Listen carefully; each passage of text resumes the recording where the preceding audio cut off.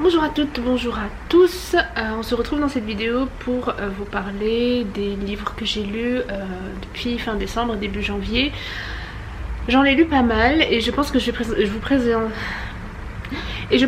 vous présenter ça crescendo, donc du livre que j'ai le moins aimé jusqu'à celui que j'ai le plus aimé. Il y en a certains sur lesquels je ne vais pas beaucoup m'attarder parce que je les ai abordés soit dans le top de 2020, soit dans les livres que je n'ai pas terminés justement l'année dernière. Je vais commencer justement par l'un d'entre eux, Girl, Woman, Other de Bernardine Evaristo, que je n'ai pas terminé. Je vous en avais parlé. Et ensuite un autre livre que je n'ai pas terminé, cette fois-ci en 2021, j'en ai lu la moitié je crois et puis je me suis arrêtée. Il s'agit d'une nouvelle parution, du moins par rapport à la traduction française d'une autrice russe contemporaine. J'ai été attirée par le titre, par la couverture et par le résumé, mais malheureusement ça ne l'a pas fait finalement. Il s'agit de Comme une envie de foutre le feu de Anna Kozlova. D'après le résumé, ça racontait l'histoire d'une jeune fille russe, jeune femme de 27 ans qui travaille dans une boîte de com. On sent que c'est une femme qui est plutôt intelligente, qui s'ennuie un petit peu dans son travail, qui a une vie intérieure un petit peu remplie et qui est très critique par rapport à son entourage. Elle revient beaucoup sur... on nous la présente un petit peu comme une femme un peu mystérieuse, on la suit dans sa routine quotidienne, en ayant l'impression qu'elle nous cache quelque chose, enfin qu'il y a une petite bombe qui est prête à exploser à n'importe quel moment.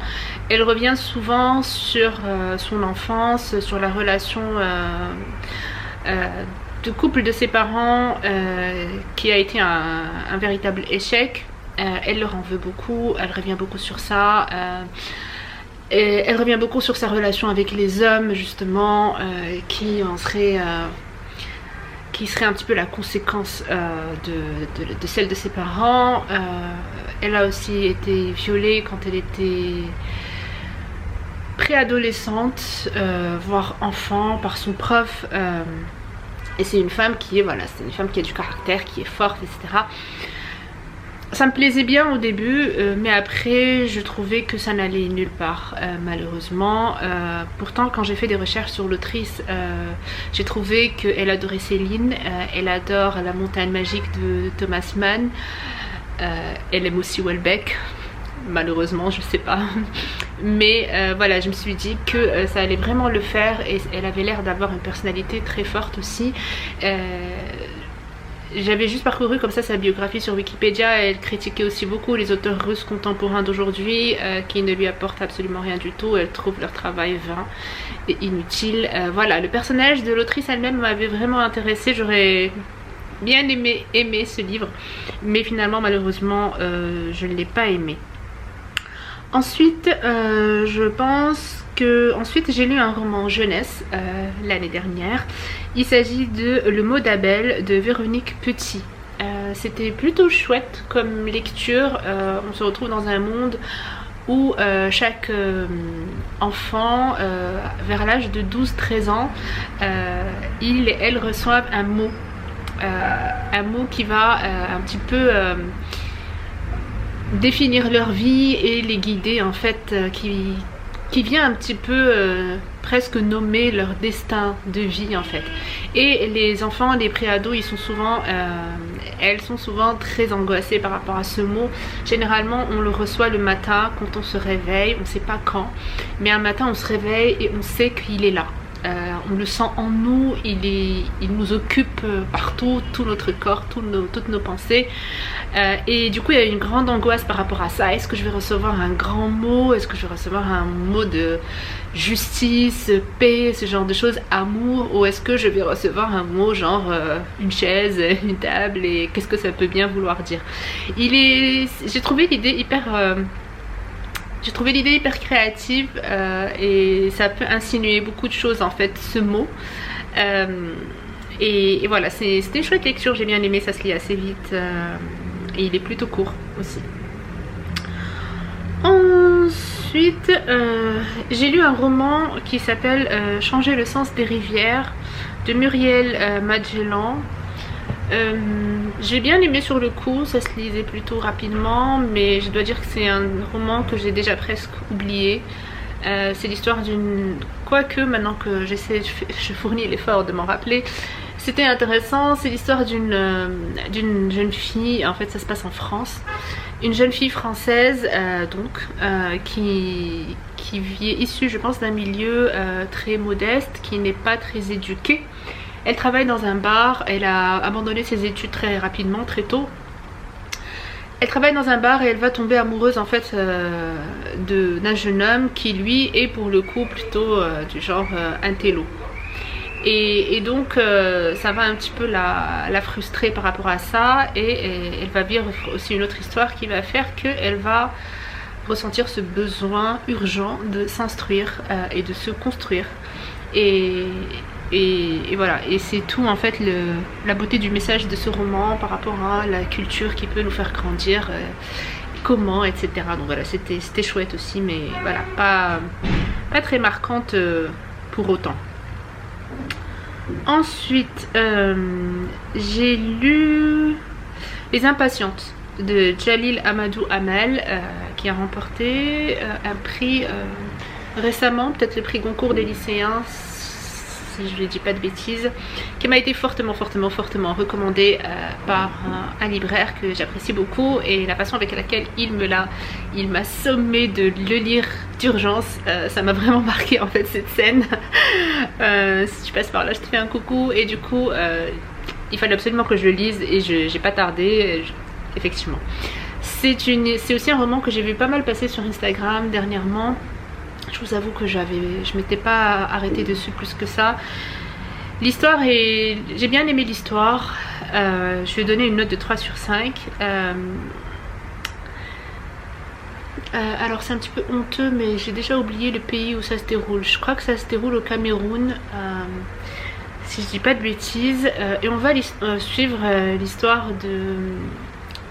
de 2 jeunes filles, voire 3, qui ont été mariées de force selon la tradition dans leur pays. Elles sont issues d'une famille musulmane, leur père est polygame, ils vivent vraiment selon une tradition voilà, d'antan. Ils sont des dizaines de frères et sœurs évidemment, donc je vous parle même pas avec les cousins combien ça fait, ils sont une centaine. Et une fois qu'elle atteigne l'âge de 14, 15, 16 ans, il faut qu'elle se marie. Bien sûr, ce sont des mariages souvent d'intérêt, voilà, entre les familles, et ainsi de suite. Et on va suivre... En fait, avant d'aller... le jour de leur mariage, avant de quitter la maison de leur père, le père leur fait un sermon, en fait, et il n'arrête pas de leur répéter un mot avec leur langue natale, là bien sûr je ne m'en rappelle plus, mais qui voulait dire il faut que vous soyez patiente, et que tout mariage réussi repose sur la patience. Bien sûr c'est la femme qui doit être patiente, ça on l'a deviné. Et du coup justement elles sont impatientes. J'ai adoré déjà le titre et sa signification. Et voilà, on va suivre en fait un peu ça, cette société super étouffante, ce mariage pas du tout heureux, ces filles qui vont être très malheureuses, de toute façon on le sait, dans leur mariage malheureusement, et on va voir un petit peu comment elles vont vivre ça, que ce soit elles, les jeunes filles qui ont été... alors, l'une d'elles était la seconde épouse d'un homme, richissime, etc., vieux aussi, enfin par rapport à elle surtout, et l'autre c'était la première femme et elle a épousé son cousin alcoolo, etc. Et on suit aussi en fait l'histoire du point de vue de la première femme de l'homme riche, etc. C'était aussi intéressant de voir ce sentiment ce lien de sororité finalement qui va se créer entre les 2 femmes. Voilà, c'était bien.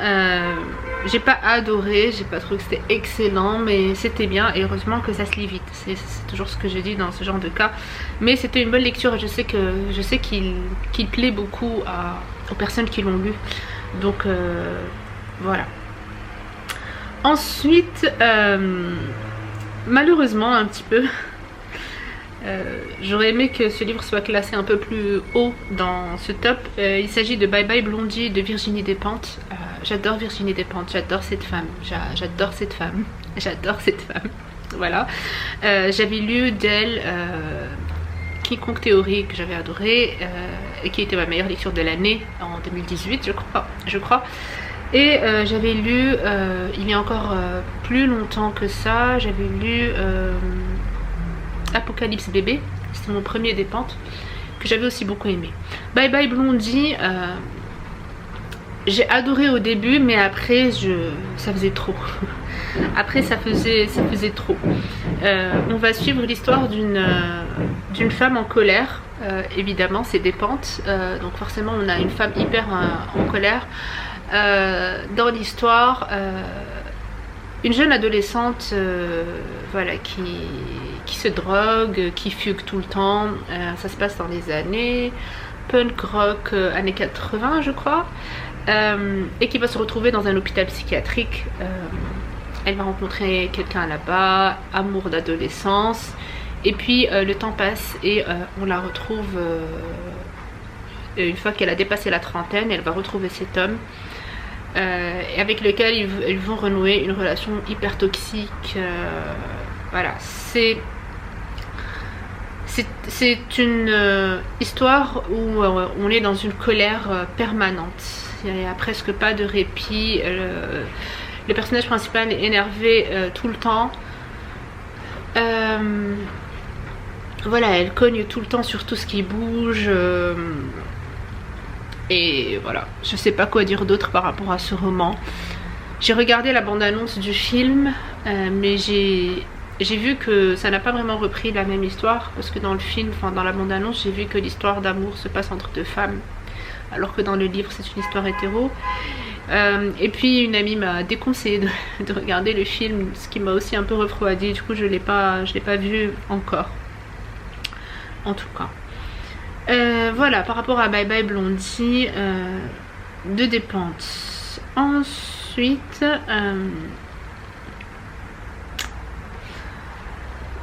un autre livre auquel j'ai donné une note de 3 sur 5, mais finalement maintenant avec le recul je me dis que je le noterai beaucoup plus que ça au final, maintenant avec du recul.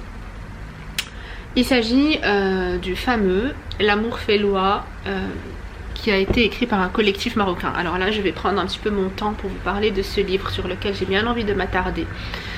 L'amour fait loi est un recueil de textes qui a été écrit par un nombre de jeunes marocains et marocaines, et aussi par un français, Pascal,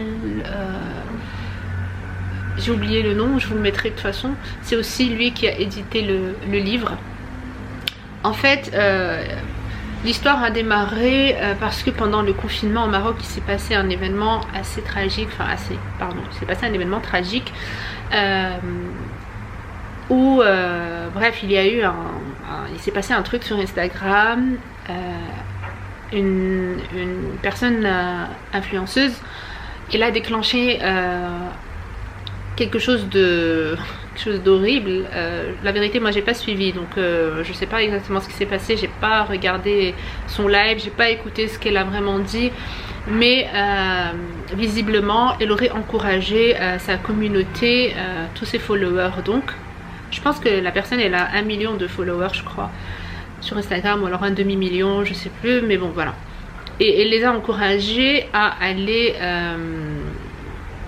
s'inscrire dans des applications de rencontres gays et de repérer les mecs qu'elles vont retrouver là-bas et les je sais pas comment dire ça, les outer, leur faire leur coming out sur Facebook en fait, de façon publique.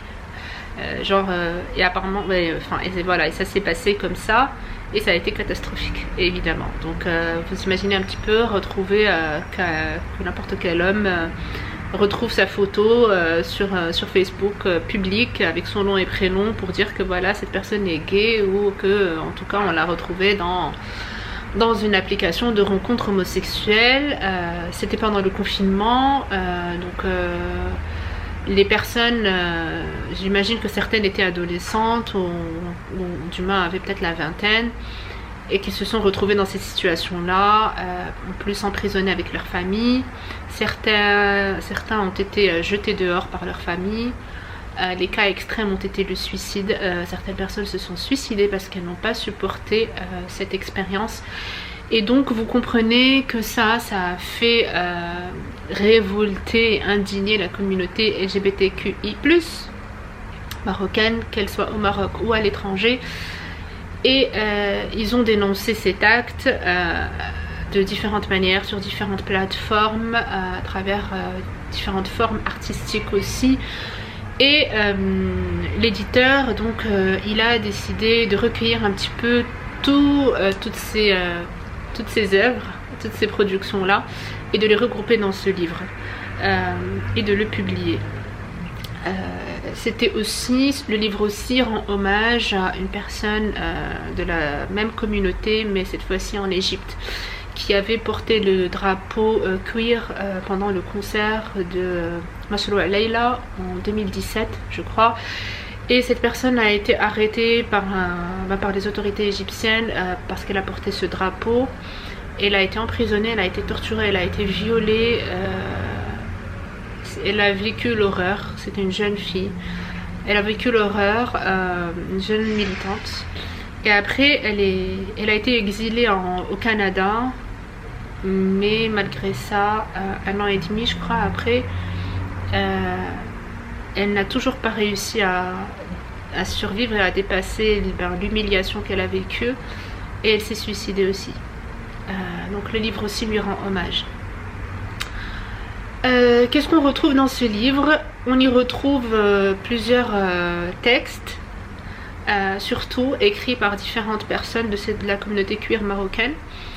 Je pense que certaines dévoilent leur nom et prénom et d'autres écrivent sous pseudo. Et les textes, en fait, ils sont différents. On a des textes qui dénoncent ce qui s'est passé sur Instagram.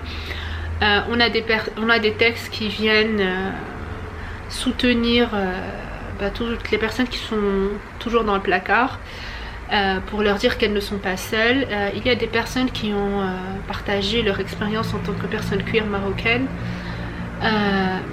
et il y en a pas mal quand même qui se sont enfuis à l'étranger parce que ce n'était plus possible pour eux de vivre au Maroc après avoir fait leur coming out. Il y a 2 textes vers la fin, il y a même une fiction, et la personne est en train d'écrire un roman, je crois. Du coup j'ai hâte de le lire, parce que j'ai bien aimé la fiction, la petite nouvelle. Il y a 2 textes vers la fin qui m'ont vraiment hantée. Il y en a surtout l'un d'eux, je l'ai lu pendant ma pause déj. Il m'a vraiment hantée. En fait, il y en a 2.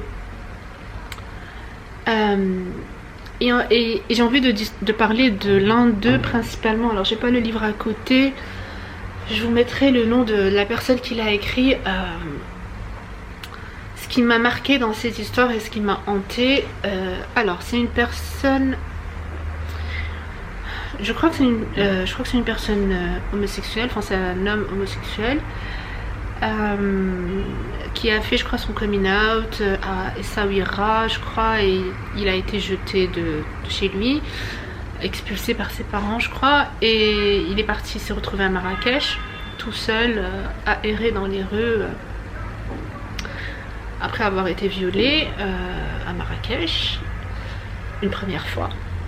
Et puis, il va se faire arrêter par la police, qui va aussi un agent de police qui va aussi le violer.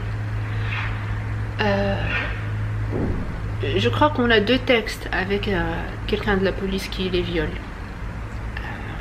C'était vraiment très... Moi, franchement,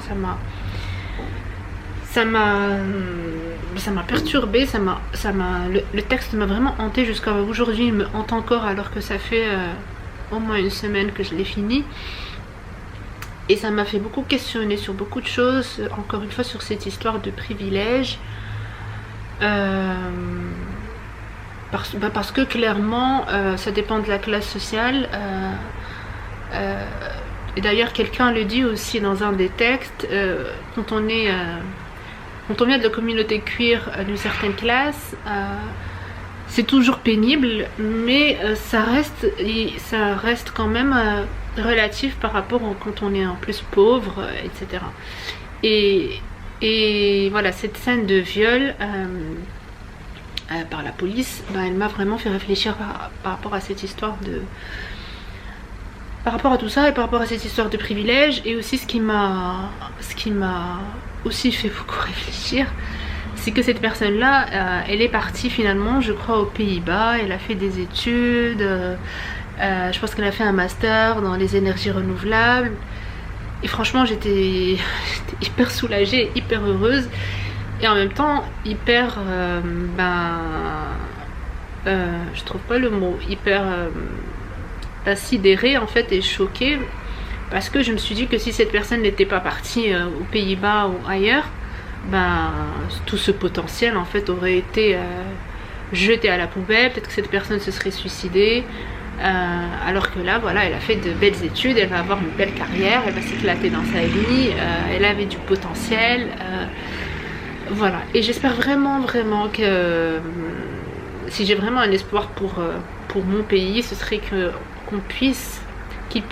qu'il devienne un pays où on peut exploiter notre potentiel, justement, qu'on n'ait pas besoin à chaque fois d'aller ailleurs pour pouvoir le faire, pour pouvoir to bloom. Le mot en français m'échappe. Voilà. Du coup, c'était une super initiative. Je suis très contente que ce livre ait vu le jour. Je suis très contente que sa publication ait été possible aussi. Et pour moi, c'est un message aussi d'espoir de la part de notre pays, parce qu'il aurait pu ne pas être publié tout simplement, mais il l'a été. Donc je reste quand même confiante quand même, et je sais que tous les policiers ne sont pas comme ça, heureusement, parce que j'en connais et ils ne sont pas tous comme ça, donc heureusement. Mais on le sait, le changement il va pas venir d'un coup, il va pas venir voilà. Tout le monde ne va pas changer en même temps et d'un seul coup. L'homophobie, malheureusement, elle existe chez nous, et pas que chez nous, encore une fois, mais chez nous elle est liée, elle est bien installée, c'est vrai. Peut-être un peu moins chez les jeunes, chez la jeune génération.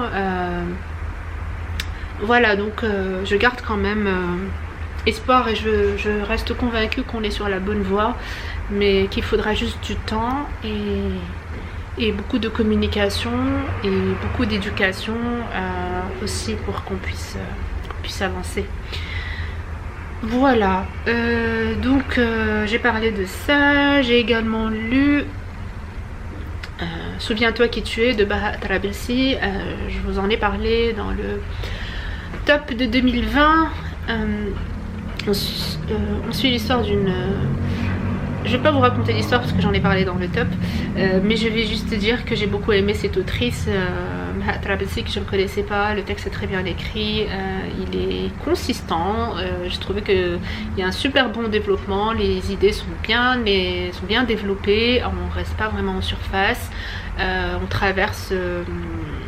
les idées aussi en fait, et le personnage principal évolue d'une manière très intéressante qui nous amène doucement vers une belle maturité, une belle leçon. Voilà, j'ai bien aimé Souviens-toi qui tu es. C'est un livre que je recommande vivement si vous souhaitez lire une autrice marocaine. Vous pouvez, je vous conseillerais de lire celui-là. Voilà, j'ai bien aimé. Ensuite, j'ai lu La petite dernière de Fatima Das.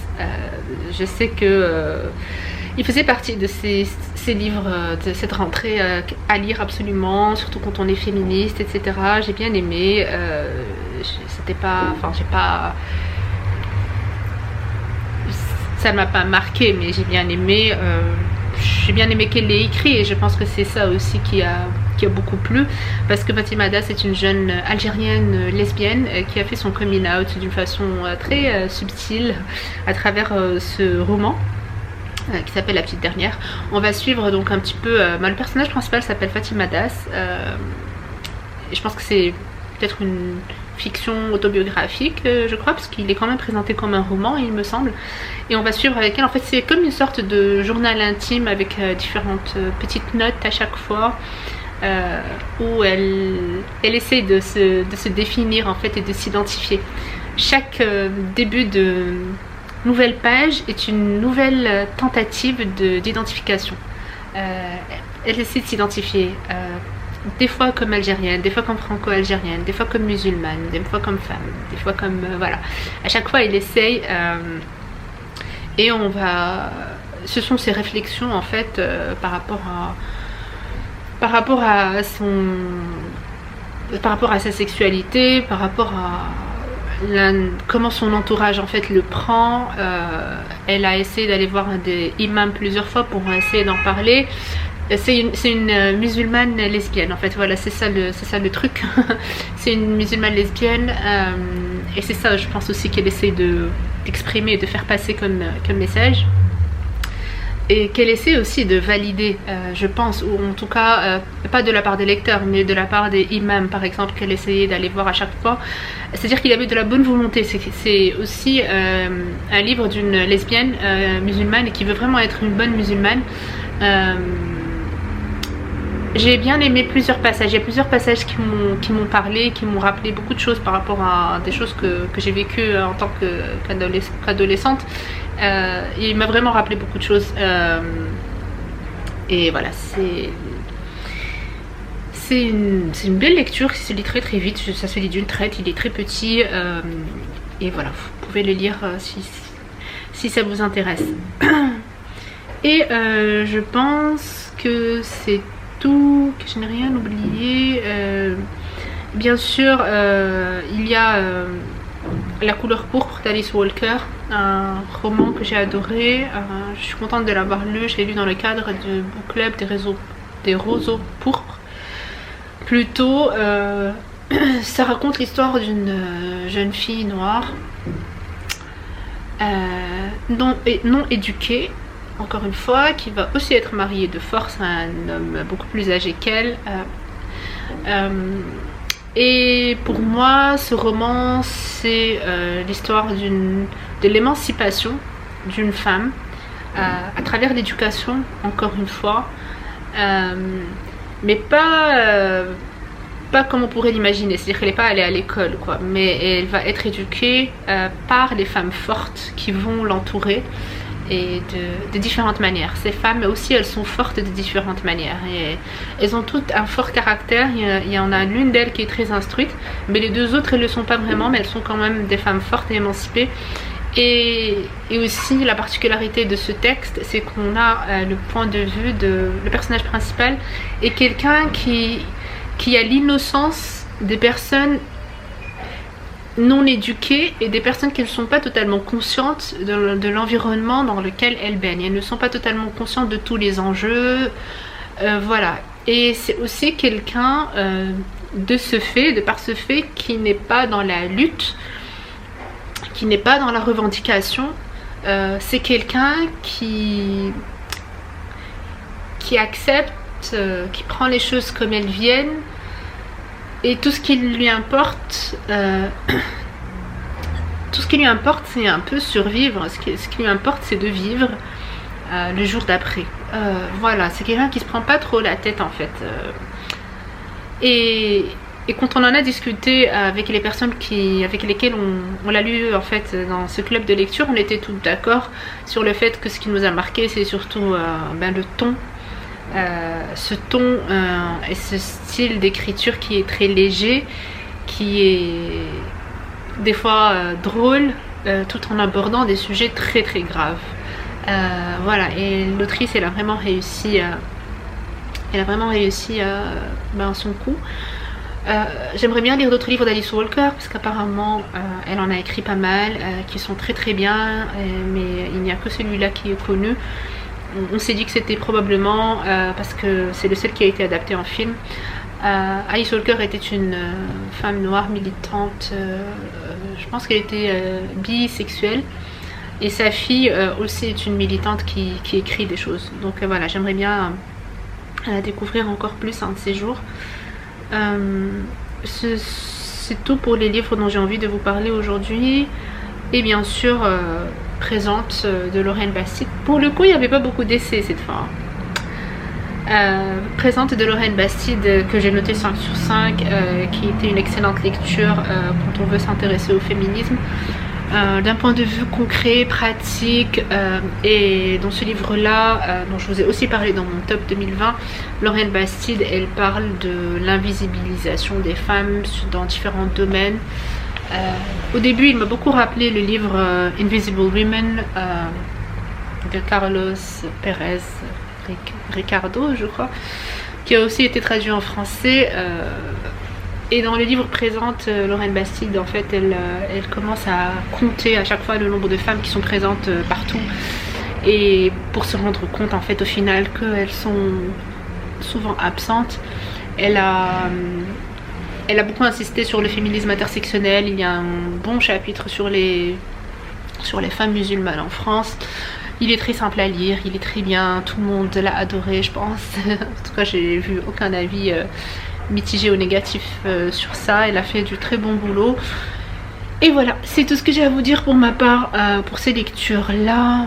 Je vous retrouverai peut-être dans une semaine ou deux pour une autre vidéo qui sera dédiée à un seul auteur dès que j'aurai fini la lecture de tous les livres que j'ai envie de lire de lui.